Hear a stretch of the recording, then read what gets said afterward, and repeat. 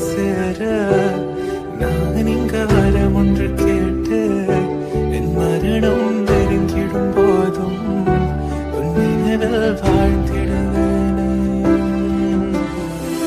தீராத துயரத்தில் நானும் காற்றோடேன் கலந்தாய் நீயும் நீங்காத நினைவொளியான